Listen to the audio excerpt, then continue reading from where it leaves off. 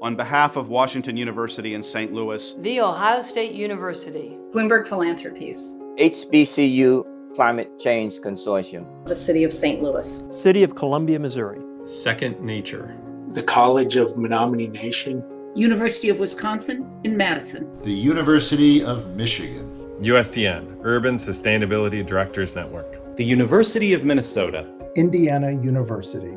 Welcome to the Midwest Climate Summit. For more than a century, the Midwest has fed our nation and manufactured our goods, leading to unprecedented growth and prosperity. But today, we face a great challenge. The Midwest is already feeling the impacts of a changing climate. We are experiencing increased seasonal flooding, droughts, and heat waves. And we're seeing a greater number of extreme weather events. All of this puts lives at risk, and it destroys crops, it strains infrastructure, and it burdens the economy. We invite you to participate in the Midwest Climate Summit today and in the months ahead, as we come together to develop a coordinated Midwest response to the climate crisis. The next decade is critical to avoid the worst impacts of a changing climate. And the Midwest is uniquely positioned to develop solutions given our strengths across many sectors. In fact, our leadership will create jobs, improve health, make our communities more resilient to natural disasters, protect our cherished natural resources, and position the Midwest to attract top talent and major employers in the coming years. This work can be done and must be done in a manner that creates opportunities for all of our communities, rural, suburban, and urban. especially those that have been left behind even as the overall economy has expanded. This critical work is going to require leadership from all sectors and all communities throughout the Midwest. Thank you for joining us. We are energized by the talent and the expertise that is coming together, and we look forward to the great things we will accomplish for our future.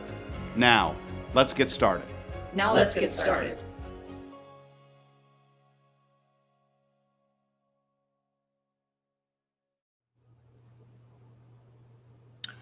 Good morning, and welcome to the final keynote session of the Midwest Climate Summit Think Tank Series. We're together for one last time this fall to learn, to share, to identify specific steps each of us can take within our spheres of influence to develop a more coordinated and a more ambitious Midwestern response to the climate crisis. As you know, our program is inverted today. We started with another truly exceptional set of workshops, and we'll end today with our keynote speaker, followed by some closing reflection on where we've been and where we're headed together. I want to send a big thank you to all of our subcommittee members who planned the workshops, to all of our session hosts, and to all of our speakers throughout the fall. As we wrap up the series, I want to once again acknowledge and thank the steering committee organizations and individuals who have invested a staggering amount of time and talent to make the Midwest Climate Summit possible. It's been the honor of my career to work alongside so many remarkable and inspiring individuals and the organizations that we all represent. I want to again thank Bloomberg Philanthropies for their generous support that made this series possible. And thanks to all of you, to our attendees who have brought your expertise, your curiosity, and engagement to the series. When we decided to have the Midwest Climate Summit Fall Series take place prior to and after the presidential election, we knew it would present some unique opportunities to reflect on the implications of federal leadership for climate work in real time here in the Midwest. The election of Joe Biden and Kamala Harris will no doubt result in renewed federal engagement and leadership on a range of climate-related issues. And as the nation looks to the Senate runoff election in Georgia, a couple things seem clear for climate work nationally and here in the Midwest. First, the role of subnational action at the local, state, and regional levels has been incredibly important, as we've learned through the series, and will continue to be incredibly important regardless of the outcome of the election. Local collaboration is the bedrock for building coalitions and tailoring solutions to the unique needs, strengths, and the culture of rural, suburban, urban, and tribal communities. And second, the speed and breadth of climate efforts in the Midwest is going to require bipartisan collaboration. After all, 8 of the 12 states that comprise the Midwest favored President Trump, and 4 favored President-elect Joe Biden, some by narrow margins. The Midwest currently has 5 Democratic governors and 7 Republican governors, and Republicans have a majority in 20 of the 23 legislative bodies throughout the Midwest, with Democrats holding majorities in the remaining 3. So what these numbers don't convey is that everyone who calls a Midwest home, regardless of political differences, shares a great deal. We care for the health and well-being of our families, our neighbors, and our communities. We volunteer our time and donate our money to support those in need within our communities. We cherish the natural beauty of our homes, from the Great Plains to the Great Lakes, and from the Boundary Waters to the Missouri Ozarks. We all want our communities to thrive and be resilient for many generations to come. And this brings us to the topic of our keynote session today, which was planned by the Outreach and Engagement Subcommittee. The keynote features former New York Times climate reporter Justin Gillis with remarks titled, "Communicating the Crisis. Should we just change the subject?" But before we shift to the keynote, we're going to again begin with an audience poll as we've done in the past. The question was developed by the Outreach and Engagement Subcommittee. And as we've done in the past, you'll answer the poll question in the box below the video viewer. I know that most of you at this point are old pros, but if you have not yet done so, enter your name and your email address to see the poll question. If you're in full screen mode, you're going to need to exit full screen mode to answer the question. So the question today is, how should we focus outreach and engagement on climate change? And select your top pick. Should we promote alternative energy, so renewable or other forms of zero or low carbon energy? Show the impacts of climate change right now? Stress rejoining the Paris Agreement? Advocate for a carbon tax? Or communicate the costs of inaction? So go ahead and make your selection and we'll see the results come up on screen.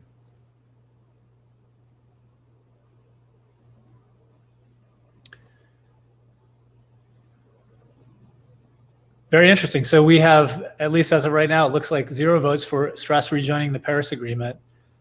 And we've got show impacts of climate change right now, leading the pack. Oh, it looks like communicate the cost of inaction may have just taken over. Promote alternative energy, show impacts of climate change.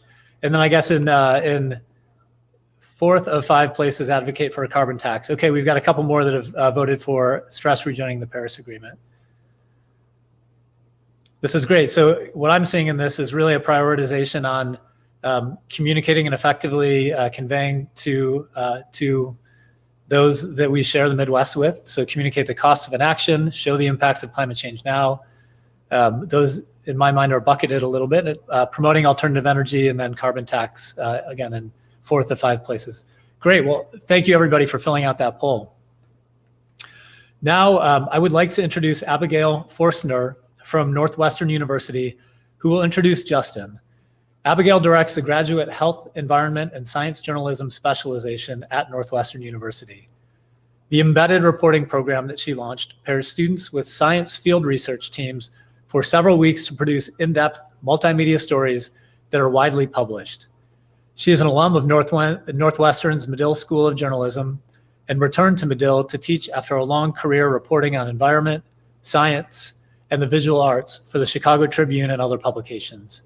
She's completing her 4th book, focusing on the political, social, and climate forces that created the boom and bust at the ancient American city of Cahokia near St. Louis.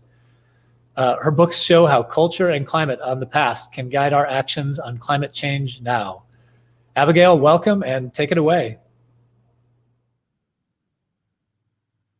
Thank you so much, Phil. And a welcome to all of you who are joining us. Yes, I'm Abigail Forstner with the Summit's Outreach and Engagement Sphere, and it's my pleasure to introduce our keynote speaker, Justin Gillis. Justin reports so compellingly for all of us on the high stakes of climate change and how to tackle the challenge. He devoted a decade as a New York Times reporter covering environmental science and climate, and he's now a frequent opinion writer for the Times while traveling the world to author a book about how to solve the challenges of global warming. During his decade as a reporter for the newspaper, he authored the Times series, Temperature Rising, that updated us all on major developments in climate sciences. His stories won the John B. Oakes Award for Distinguished Environmental Journalism from Columbia University. He was also the principal author in 2014 of the series The Big Fix that critically examined the proposed solutions to climate change. As part of the Times team that covered the Paris Climate Conference, he gave us a front row seat as scientists and policymakers produced the world's most ambitious agreement to tackle global warming. He traveled to Antarctica twice in 2016 to create a series of dramatic articles and virtual reality videos on the risk that the West Antarctic ice sheet will collapse in a warming world. Justin is a Georgia native and a graduate of the University of Georgia in journalism. Earlier in his career, he worked at the Associated Press, the Miami Herald, and the Washington Post. For the Post, he covered genetics, biotechnology, and the completion of the Human Genome Project. During the 2004-2005 academic year, he was a Knight Fellow in Science Journalism at the Massachusetts Institute of Technology. He served as a visiting scholar at the Institute for New Economic Thinking at the University of Oxford in 2018. In addition to all this, he's always generous in sharing his time to meet with science journalism students, including my own. Thank you, Justin. Please share your questions for Justin in the chat during his talk for our Q&A this morning. And now, Justin, please take it over for us. Thank you so much, Abigail, for that kind introduction. Good morning, ladies and gentlemen, or good afternoon, depending on which time zone you're in. We are convening today just half a month after a presidential election in which the winner campaigned pretty hard on the problem of climate change. Joe Biden was pushed into his aggressive climate posture by an activist Democratic base during the primaries, and he stuck to his positions during the general election campaign. His level of commitment on climate is a milestone in American presidential history. It tells you that a powerful voting bloc is emerging, mostly in the Democratic Party, of course, for whom climate is high on the list of voting issues. Yet Mr. Biden and his party did not capture the Senate, at least not yet. Depending on the outcome of the two runoff races in my home state of Georgia, he will have to contend either with a Republican Senate or an extremely narrow Democratic majority. His chances of getting a big climate bill through Congress are not going to be very high. I know that will be frustrating to many of you attending this virtual conference, probably to every single one of you, as it is to me. Part of what it means is that we have to go work once again with state governments to try to make headway on this problem. Mr. Biden can do a fair bit through administrative action, as his predecessor Barack Obama did. But for laws with teeth, we are once again going to be looking to the states. As we think about how to do that, I want to pause today and ask a question. And I mean a real question, not a rhetorical question. I don't really have the answer, but I hope the question gets all of us thinking. My question is this: have we spent the last several decades talking about the wrong thing? Should we just change the subject? Let me explain some of the facts that have led me to ask that question. I'm now going to throw just a handful of numbers at you. An excellent outfit called the Yale Program on Climate Change Communication regularly polls Americans about their views of the problem. I strongly encourage you to go look at their material, where you can see people's attitudes all the way down to the county level. I know that we're all newly skeptical of polling as a result of recent events, but bear with me, there's interesting material in here. If you ask Americans, is climate change happening? About 72% of them say yes, it is, and only about 12% say no, or I'm not sure. There are some people in the middle who have no opinion, amazingly. In terms of people saying yes, we're pretty much at an all-time high on this question. Now, if you ask Americans, are human beings causing climate change, then the margin shrinks. But you still get a big majority. 60% saying yes, and roughly a third of the population saying no, with some people in the middle saying, I'm not sure.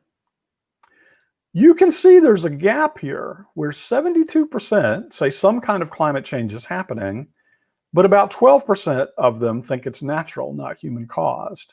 So the crucial figure to hold in your head for the rest of this discussion is that 60% of the American people say that human activity is causing climate change.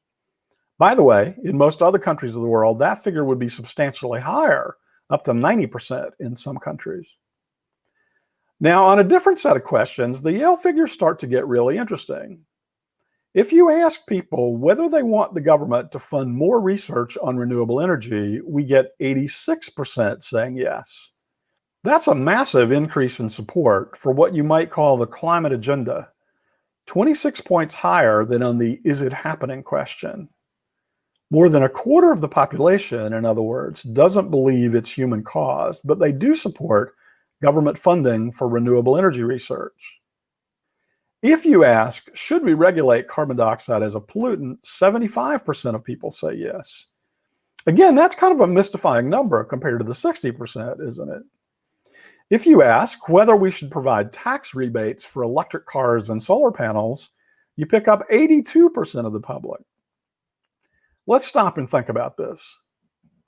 Somehow, there's a large group of people out there who say no when you ask, are humans causing climate change? But who say yes to technological solutions that are designed to reduce the human contribution to climate change. And the gap is as large as 26% of the population, depending on exactly which questions you use to compare. Let's try to figure this out, and I'll start by stipulating that the human mind is not entirely logical. We all know that. You see artifacts like this all the time in polls where people hold these inconsistent beliefs. In this case, I want to ask, who are these people? The polling tells us, and I'm not going to bother to show you the numbers, but a large majority of them are in that gap are Republicans. So I think what these numbers tell us is that our tribal politics have made climate change a toxic phrase for them. And yet, a whole bunch of them are fine with wind farms and solar panels. They want more. They want hard-earned taxpayer money spent to research how to make those technologies better. They even want mandates on the utilities to build more. So now there's probably a faction of these folks, I suspect fairly small, who are over on the far, far right. They hate the big utilities just as much as they hate the government. They just hate the man, period, I suspect. And the idea of generating electricity with solar panels on their own roofs appeals to them in a kind of prepper sort of way. Some of you probably know that a few years ago, factions of the Tea Party came out in support of renewable energy. Anything that takes economic power away from the big utilities, therefore. But compared to the prepper faction, I suspect most of these people are somewhat more centrist Republicans. And here's where the Midwest plays into this story. When Donald Trump was elected 4 years ago, I did an article for the New York Times about whether he would be able to stop the progress in renewable energy and turn back the clock to restore the coal economy. We all know now that he failed at that, happily, but it was not clear in late 2016 what was going to happen. We ran this map in the New York Times about where renewable energy was big. It's not a great map, but you can see there's a faint blue outline of the country on the back. The red circles represent the scale of renewable energy in Republican states, Republican voting states, and the blue circles represent Democratic states. Lo and behold, it's big in a bunch of states run mostly by Republicans. That's still true today. I quoted the then governor of Kansas, the arch conservative Sam Brownback, saying, "We need more wind power, and we need it now." You've probably guessed why. For starters, the wind in these states is really brisk, so this is where wind power makes the most economic sense. The human factor is that wind turbines are good for the farmers in these states. They can lease farmland for wind development. It doesn't stop them from farming, but it does bring in steady payments even in bad crop years. The truth is that renewable energy has pretty strong support among the Republican caucus in Congress even. Chuck Grassley, the senator from Iowa, is basically the guy who got a tax subsidy for wind farms on the books and has defended it for years. So this mystery group that we're trying to explain, the people who don't believe in human-caused climate change but do believe in renewable energy, I think a whole lot of the story here is this perception of economic benefits. You've got counties in Illinois and Kansas and Oklahoma and other states where half or more of the county tax base is coming from wind farms. Some counties down in North Carolina have seen tax receipts soar from the development of solar farms. In these places, the kids are getting a better education in nicer schools than if the renewable energy industries hadn't come along, and the parents know it. So now I can sort of extend the question I asked earlier. When we go to these state governments as advocates, why do we talk about climate science at all? Yes, it would be nice if they all said, mea culpa, I'm sorry for doubting the science. But we don't actually need them to do that. Our near-term priority is absolutely clear. We need the transition of the electricity grid to go faster so that a cleaned up grid can become the backbone for the rest of the energy transition, such as electric cars. Renewable energy took off over the last decade or so, largely because the states set renewable energy targets that their utilities had to meet. Now those targets are expiring. Some have already expired. And the ones that haven't expired yet have already been met, most of them. You might know that Kansas and Iowa have already hit close to 40% renewable electricity, actually more than that in Iowa. But they and a whole bunch of other states have bogged down without new and stronger targets. This rollout is going to slow down unless those state legislatures pass new targets ordering their utilities to go faster. That's what we need, and we don't necessarily need to spend time talking about climate science to get there. We just need the targets from these Republican-controlled state houses. So now the question I can't really answer for you is how well would this work as a tactic? After all, these politicians are not stupid. They're going to know why a bunch of left-leaning types are coming in talking about renewable energy, even if we leave our Che Guevara t-shirts at home. But will they care about that if it's something they're inclined to support for other reasons? A lot of the renewable energy targets that are now expiring, a whole wave of them, were passed 10 or 15 years ago when climate was a less polarized issue. To get tougher targets that compel a faster transition is going to be harder now, with opposition from some factions of the right sort of guaranteed. Let me tell you a little story about what happened over the past couple of years in South Carolina. The story starts with a calamity. The South Carolina utilities tried to build a new nuclear power station, but they mishandled it and eventually canceled it as the costs spiraled out of control. The loss is north of $8 billion. At one point, nearly 20% of the electricity bills in the state were going to pay for this giant hole in the ground. So amid a huge public backlash, the South Carolina legislature had to figure out what to do.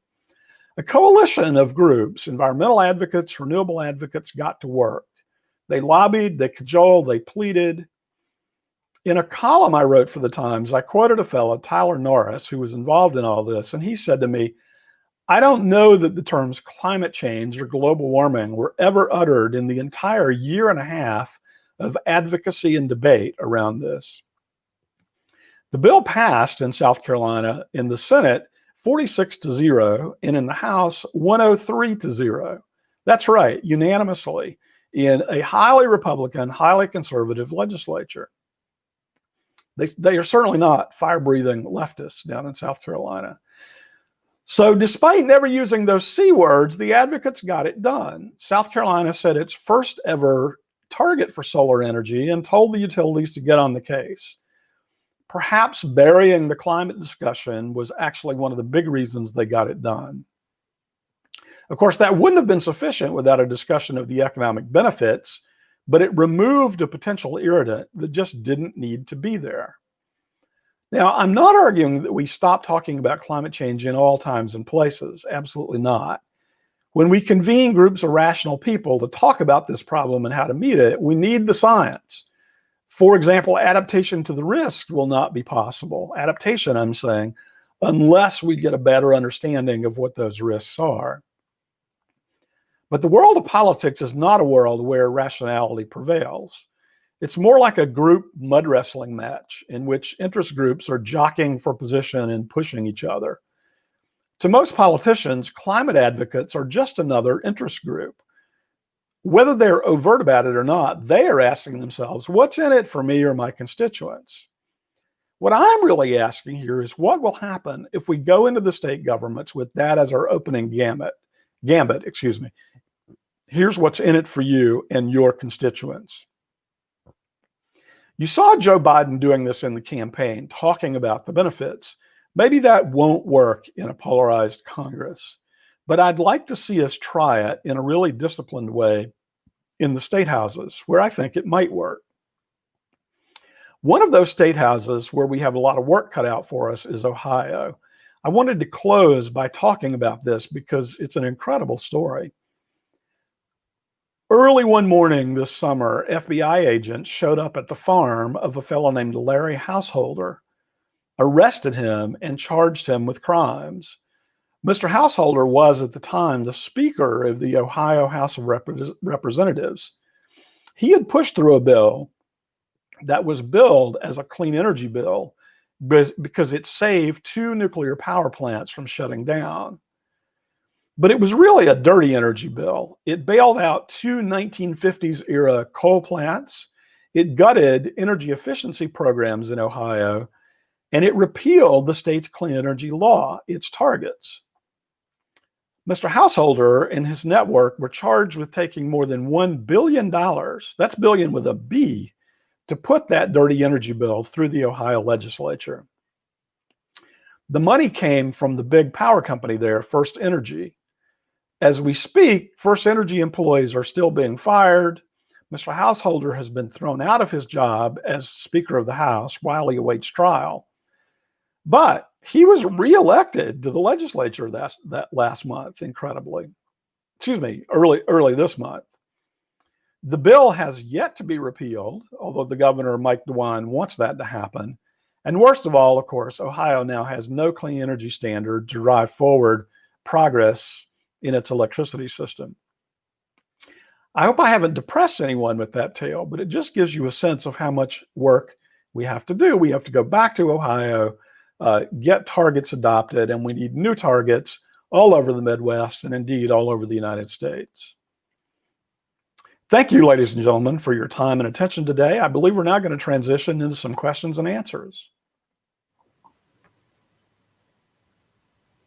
Thank you for that provocative discussion of just changing the conversation and bringing us to a way of approaching climate change that can actually bring action and consensus, Justin. That's actually a very optimistic way of looking at it.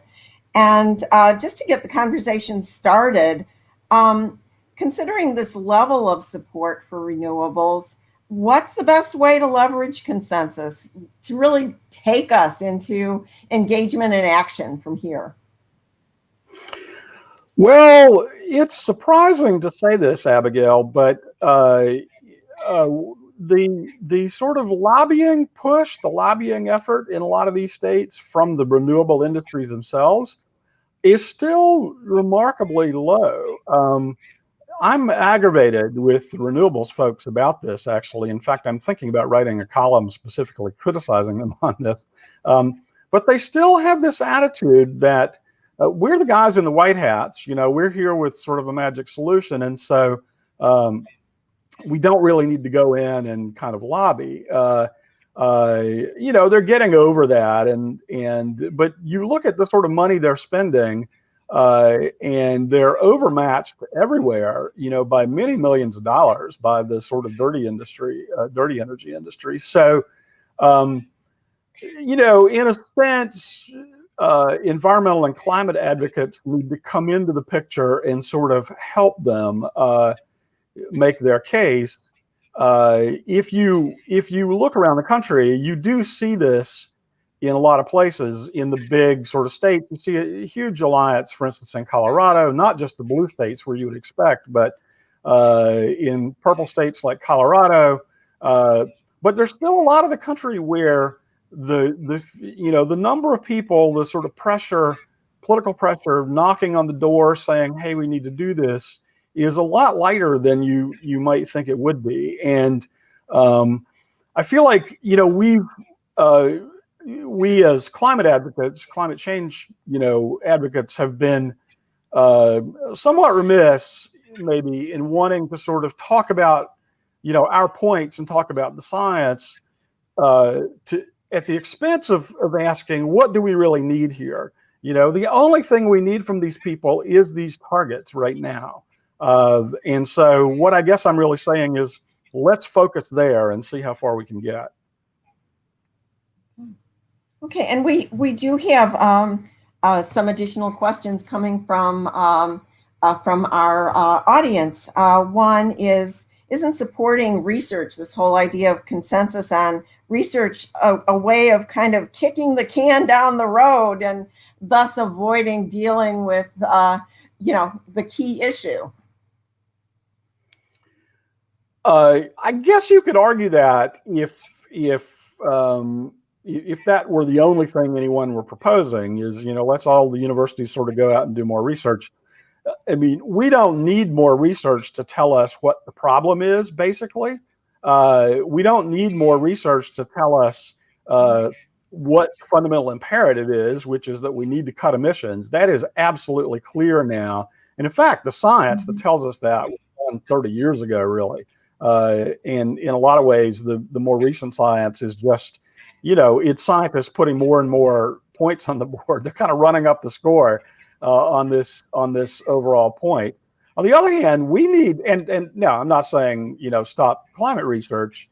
The science is still pretty murky on the impacts and the specifics of the local impacts. Like, we're really good at calculating at a global scale what's going to happen to the system at large. We're not as good at sort of downscaling that to say, okay, what are temperatures going to do in Chicago? What are temperatures going to do in St. Louis? And then on top of that, so we need more research along those lines. We desperately need a lot more research, I would say, on the human dimensions of all of this. Like the stuff that I was just talking about, about sort of the public attitudes. Why is a sort of a dumb journalist from Georgia like being the guy to ask these questions? I mean, why aren't we further along in kind of understanding the human dynamics, the sources of resistance to this science? And so, I mean, I feel like there's just a whole lot of work there to be done in the research world to help us craft effective messages. That's what we're groping toward here, is what are the effective messages? And honestly, we haven't figured it out yet. And that kind of leads us into another question, your comment particularly about trying to come to more local interpretations of what we're confronting.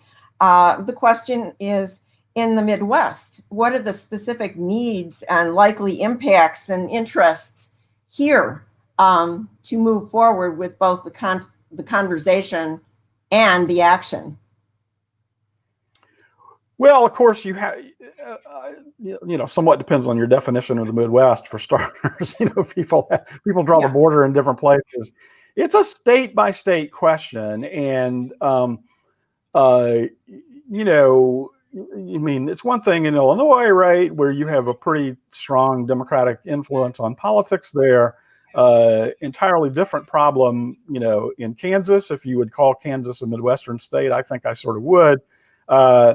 So, I think we need a sort of finer grained consideration of what are the local politics, what are the messages that might work, and what are the near-term targets. This is what it's become clear to me. I mean, we may never get like a master climate bill out of Washington. I hope to be wrong about that, but we just may never. And so we're going step by step here. I mean, and I think we're stuck with that probably for this foreseeable future. And so We need really a kind of state-tailored strategy to say, all right, what do we actually need out of the Ohio legislature? What are the alliances we can build to get it? And what are the stories we can tell as journalists and as advocates that help us get there? I've seen, for example, I mean, Abigail, maybe when people can travel again, you might send some of your students to do stories. Let me take one state as an example, Oklahoma. Probably we would not call that a Midwestern state, but Oklahoma is getting 30% of its power, more than 30%, from renewables, with the state never even had a target. They've never passed any kind of target. That's happened by pure market, simply because you know, it's so windy in Oklahoma. It's such an economic proposition. And now, I mean, there's a bunch of these Oklahoma counties where half the money for the schools is coming from, you know, the local wind farm paying taxes. I have not seen stories about that. I want to know, you know, the before and after as a reader on, you know, were they, you know, did County X, you know, build a new school? What kind of programs did the kids get, you know, after that school opened versus what they had before? I mean, we're still groping around this and not entirely telling the human stories of the impact that this renewable energy, you know, business is having, especially thinking through the lens of sort of tax base. You know, tax base is so important. These politicians all understand it. It's their bread and butter, and we just haven't done enough talking about it and sort of showing examples to give. So I hope I'm answering your question. Yeah, no. And I think we have time for one more, and it's a great question to ask you as a journalist. The question is this: how do you stay neutral in covering a topic like climate change? And should you stay neutral? Well, I don't, you know, I've made the jump. Yeah. I made the jump almost 4 years ago now from being a news writer to being an opinion journalist. So I don't sort of pretend to be neutral anymore. Even when I was on the news side of the Times, though, you know, neutral about what? I mean, journalism can be false when you pretend neutrality about an issue where there's this massive weight of evidence on one side and not the other. To pick a different example, what if journalists were running around acting like there was a sort of 50-50 balance of evidence between whether vaccines are good or whether vaccines are bad, right? You know, the argument that sort of vaccines are more harmful than helpful is a crazy argument. That is not supported by sort of scientific evidence. I'm not, as a journalist, going to treat that as a plausible proposition. And climate is the same thing. I mean, you have this massive body of scientific evidence that says, here's a problem.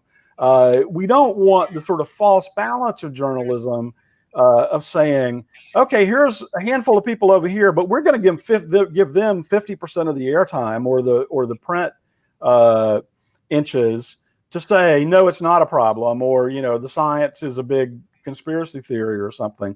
To heck with that. I mean, you know, real journalism involves telling the truth. And I think if the public understood the truth about this situation better, you know, they you know, to heck with neutrality, I guess is my answer to your question. I mean, where we need to be neutral is in the areas that are genuinely uncertain. You know, how fast can we go? What policies exactly will get us there? There's no huge body of scientific evidence in favor of one set of policies versus the other. Don't let anybody fool you. So we need to be neutral and open-minded on the stuff that's genuinely uncertain. And that's the policy question of how do we get this done? Well, thank you so much, Justin, for all your remarks. And thank you to our audience. We hope we'll all keep the conversation going and talk about ways that we can move forward and actually take action to move forward. Justin, thank you again for a wonderful and thought-provoking conversation. And we'll turn it back to our summit hosts. Thank you, Abigail.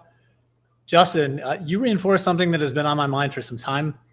The partners that we already have around the table represent some of the largest energy users in their states. And we have the potential to play a role in shifting energy markets and creating ripples of local benefits in our states. Particularly if we collaborate with utilities and with other local energy users to ask for more clean energy. And in fact, some of the organizations that we have in our coalition have already taken big steps with on-site and utility scale renewable energy investments. And they can share those successes with local partners to further accelerate clean energy adoption. Really wonderful and thought-provoking remarks.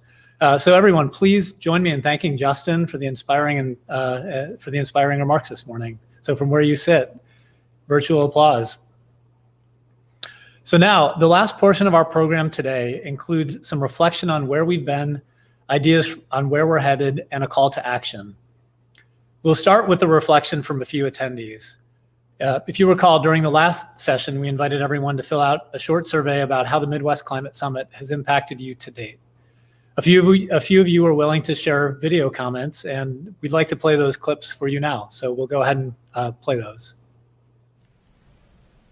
Hi, my name's Victoria. As an educator based in the Midwest, attending this year's summit has provided me with so many resources and tools for better communicating to students about climate change. So I would like to thank WashU, Bloomberg Philanthropies, and all of the other amazing institutions that help sponsor this Midwest Climate Summit. I have made such wonderful connections to inspiring, motivated, and impressive professionals and students. Although I do this work daily, I have found new invigoration, focus, and resilience. I have joined new conversations and made new connections.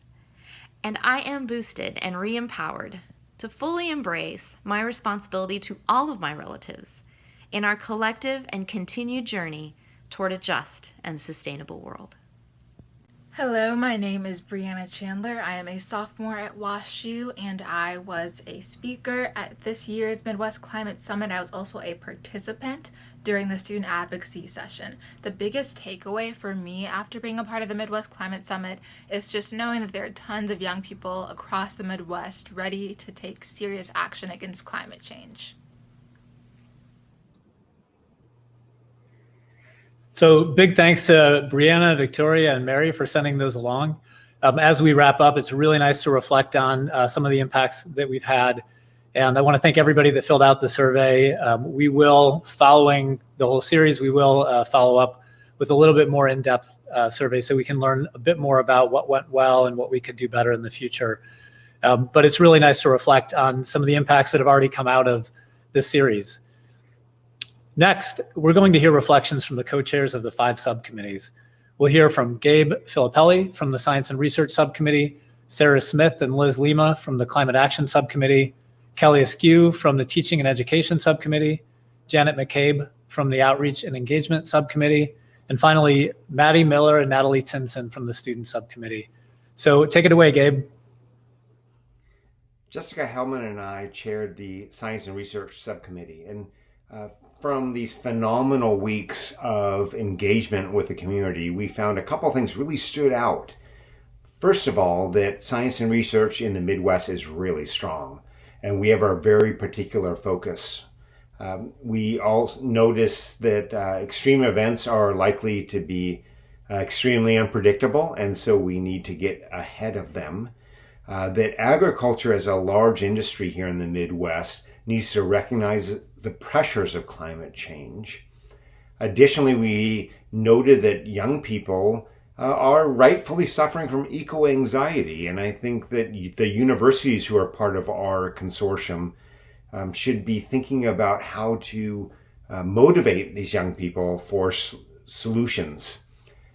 Finally, I think that we'll see that today, for example, we need to transition into just energy systems in the future that promote the health and well-being of everybody.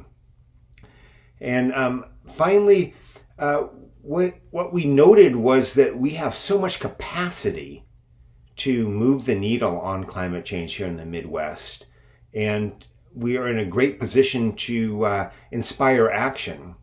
But it really requires coordination of all parts of this system, right? We're a multi-legged stool, and we need to capitalize on that asset and bring forward the best that science has, the best that education has, the best that action has, and the best that government and industry have to create sustainable futures for climate and the Midwest. Segu Squawkegu. My name is Sarah Smith, and I come to you today on the ancestral lands of the Dakota people in St. Paul, Minnesota. I serve as the Midwest Tribal Resilience Liaison with the College of Menominee Nation, and I'm one of the co-chairs for the Climate Action Subcommittee for the Midwest Climate Summit. Hi, my name is Liz Lima, and I also co-chair the Climate Action Subcommittee for the Midwest Climate Summit. I'm a student finishing up at The Ohio State University and serve as Director of Sustainability for Ohio State's undergraduate student government. We thank you for engaging with this summit, as it is a novel opportunity to connect all stakeholders to combat the issues of climate change, specifically in the Midwest region. As we've heard during our keynote panel on October 23rd, the Midwest and Great Lakes region is, as Neil Hawkins said, a microcosm for the challenge we face. People in the Great Lakes don't tend to think of it as an integrated economy or ecosystem. It crosses 2 countries, 2 provinces, 8 states, and that dividedness impedes joint understanding and joint decision-making. To combat this dividedness, building relationships was echoed throughout the summit in terms of diversity, equity, and inclusion by bringing diverse communities and partners together. When we began planning the summit, we established objectives to drive us towards feasible and actionable change in the Midwest. From nature-based solutions to directly mitigate the hazards of climate change, to embracing Indigenous wisdom for effective community engagement, we've been presented with a myriad of ways to take that one step closer to a world without the threat of an unstable environment. Throughout our sessions, we have heard from many remarkable people working on climate action in the Midwest. Some of the key highlights from those sessions include applied solutions that are being enabled across sectors and the opportunity to amplify and optimize this essential work, clearly demonstrating that collaboration across sectors and geographies is critical and possible. Engaging in communities in decision-making as opposed to a top-down or top-bottom approach for effective governance. And also highlighting the work that is being done in communities and businesses across the Midwest in regards to efficient and renewable energy. This fall 2020 Think Tank program has been a great place to build and explore a diversity of dialogue in order to collectively work on a just transition to an era marked by sustainability. We look forward to coming together again to continue these necessary conversations in the following summit taking place spring of 2021. Here, we hope to discover how to ensure the barrier to entry for any Midwesterner to get involved in climate action is low, while keeping the obligation to take accountability high. It is crucial for a just transition to incorporate and consider all voices that make up the Midwest. We look forward to the coming months and the inspiration that is sure to follow. Thanks for joining, and we'll see you next year. As Dr. Daniel Wildcat of Haskell Indian Nations University shared with us, the world has problems, and we work in institutions that have departments. We are siloed. We're wearing our interdisciplinary blinders. The goal of the Climate Teaching and Education track over these last 4 weeks has been to identify, understand, and address education needs around capacity building in both the academy and the community, what we need all college graduates to understand about climate, and what students entering the market as climate experts should learn. And finally, how we ensure that our necessary transition to carbon neutrality can be just. We must build our capacity to act, to engage with other disciplines, and to engage across cultures. We need all students to be able to see how systems are interrelated and thus solutions are connected. This perspective will change how all our students see the world. We need to see the world, as Dr. Wildcat says, as composed of relatives rather than resources. And we have an obligation in the Academy to leverage and retool Midwest workforces to meet the needs of a growing new energy economy. We must help our students navigate ambiguity, listen critically, practice information literacy, and perhaps most importantly, maintain hope. Going forward, we must move from inalienable rights to inalienable responsibilities. We should create a community of practice focused on core principles that embrace interdisciplinarity.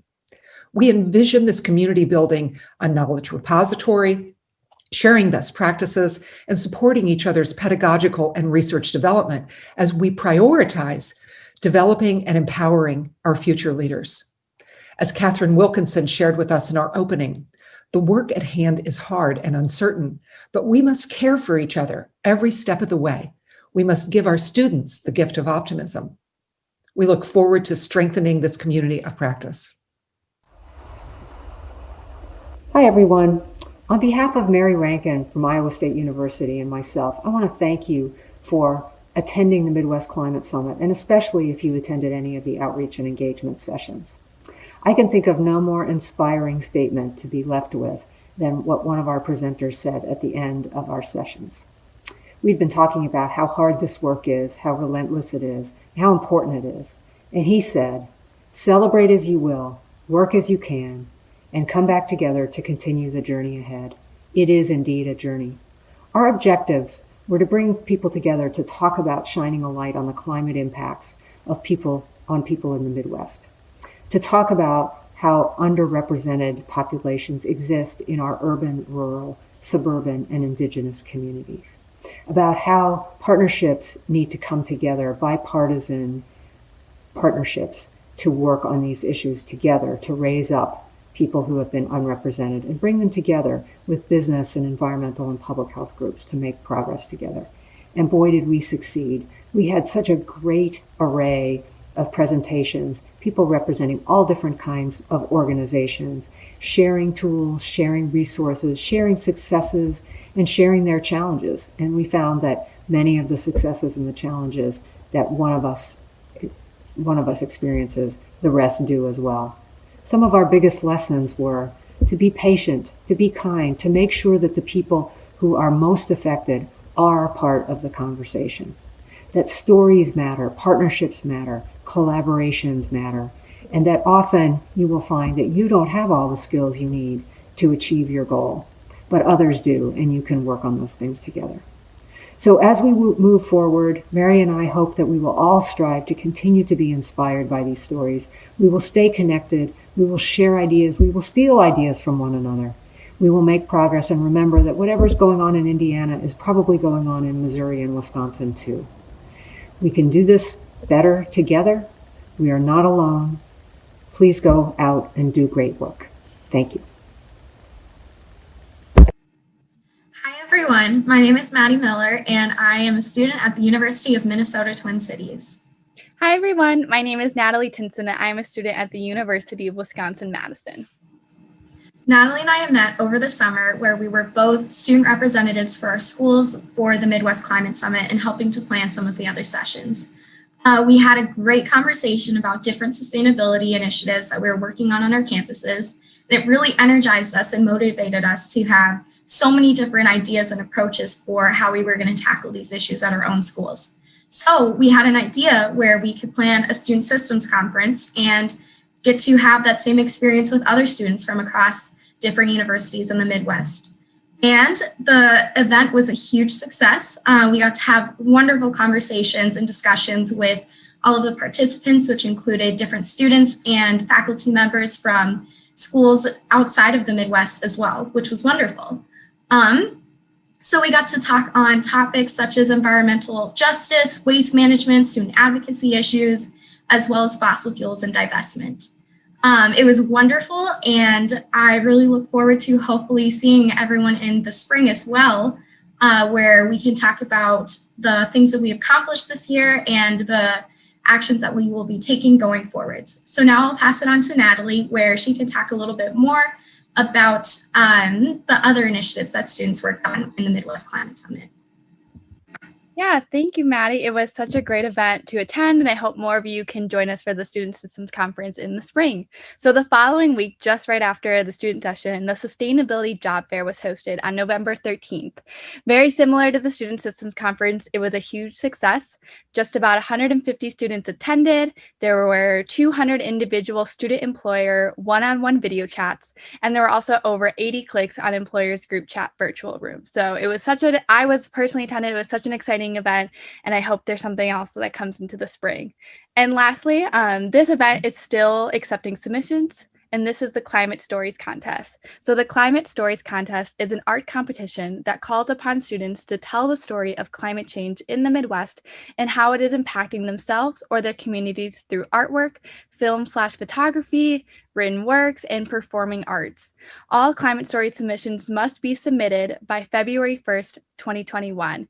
And there are also prizes for, for our winners and for each submission category. So first place will win $1,500, second place $1,000, and third place $750.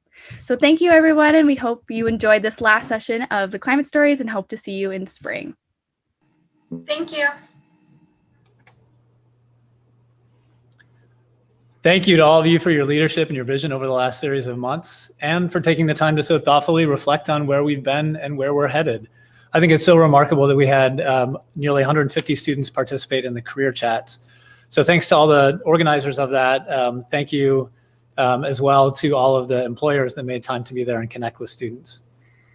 I'd also like to acknowledge, in addition to the folks that we just saw, the other co-chairs and other leaders, Jessica Hellman, Mary Rankin, Beth Martin, Alex Morales-Heil, Izzy D'Agostino, Suzanne McIver, Julie Deliger, Alyssa Barber, and Christina Lee. And there's many more that I am failing to mention, but thanks to everybody who's played such an important role in pulling this together.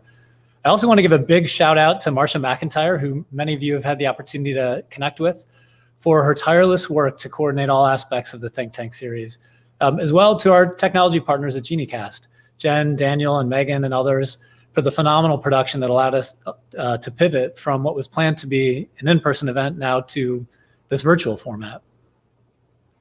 Okay, now I'd like to talk for a minute about what happens next. First, our subcommittees will reconvene in the coming weeks to reflect within their committees on the next steps for their committees. And then all of the committees will meet together to share their priorities and to strategize as a larger group.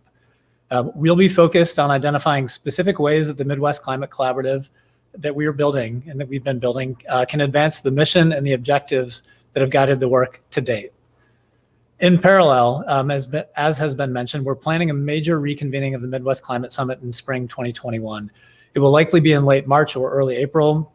We ask you to stay tuned in the coming weeks for the date and for additional details.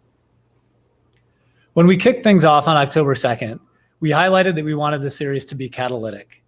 And we intentionally structured the Midwest Climate Summit with the fall series and then the spring follow-up event to serve as an action-forcing mechanism and a deadline to come back together to significantly ratchet our ambition, our collaborations, and our efforts. So now as we wrap up the fall series today and we look to the spring, we want to invite you and we want to challenge each of us to double down on our work in the coming months so that we truly are prepared to do just that, to come back together and share our new efforts. So we'd like to encourage you to think at a few scales. First, within your immediate sphere of influence and or the organization that you represent, what is your climate moonshot in the coming years? What's the big vision or sets of vision, and how can you achieve it? Second, within your local community, how can you leverage cross-sector collaborations to do even more and tackle issues at a scale that no single organization can tackle on its own? Finally, how can we leverage the growing network that we've built through this fall to develop a more coordinated Midwestern response to the climate crisis that attracts new resources, builds a bigger pool of talent, and positions the Midwest as a real climate leader? So we'd like you to be bold, be visionary, be inclusive, and be collaborative. When we come back together in the spring, we'll be asking organizations and individuals to report out on the progress they've made. A rising tide truly lifts all boats. And our collaboration with you all this fall has made it clear that the tide is coming in. We encourage you to use this momentum and the connections that you've made over the last several weeks to accelerate your work. Connect through the network we've been building, share best practices, and bring those to your spheres of influence to encourage your colleagues to ratchet your ambitions. It has been an incredible pleasure to spend these 5 sessions with all of you, and I truly look forward to being back together in the spring. We will see you all soon. Thanks for being with us this fall.